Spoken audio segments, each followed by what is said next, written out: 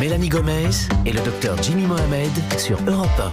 La santé et le bien-être, c'est sur Europe 1 et nous sommes avec vous depuis 15h. C'est Catherine Blanc qui entre dans ce studio pour cette dernière séquence de l'émission. Catherine Blanc, sexologue et psychanalyste à Paris.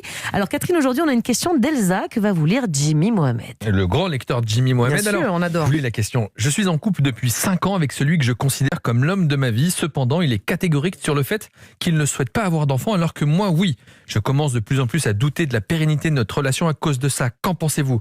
Catherine, c'est un motif légitime de querelle, non ? Le fait de vouloir des enfants pour l'un et pas du tout pour l'autre ? Absolument, parce que c'est vraiment, j'allais dire, un incontournable. C'est-à-dire qu'on ne peut pas imaginer. Il y a des choses sur lesquelles on peut se dire, bon, moi je suis plutôt. Le mariage, on peut dire je suis contre le mariage. Mais avoir des enfants, c'est quand même un objectif pour beaucoup de gens. Ça peut être un objectif pour beaucoup de gens et pouvoir le refuser et pas pouvoir s'y sentir bien, ce peut être aussi éminemment légitime. Alors, il y a plusieurs choses. D'abord, cette idée que c'est l'homme de ma vie.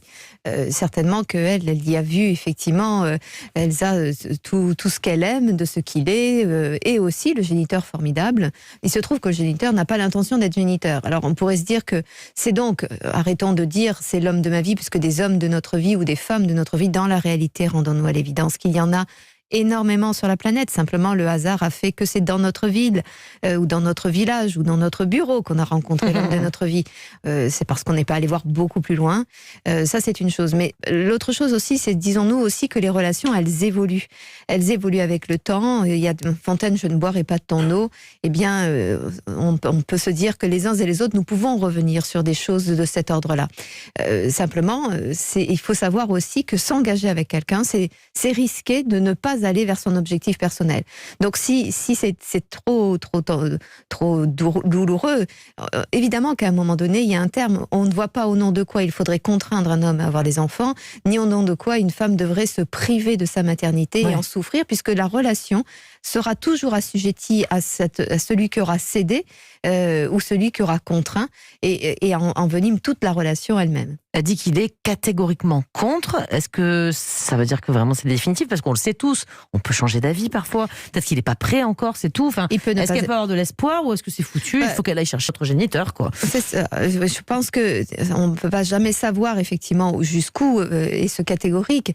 C'est peut-être parce que simplement ce n'est pas le temps, ce n'est trop jeune, ou alors c'est extrêmement anxiogène. Dans l'histoire de chacun, il peut y avoir des choses qui ne laissent pas imaginer une seule seconde de pouvoir mettre à la vie un être humain, engendrer ou avoir la responsabilité d'un enfant et de ce que ça représente d'engagement définitif.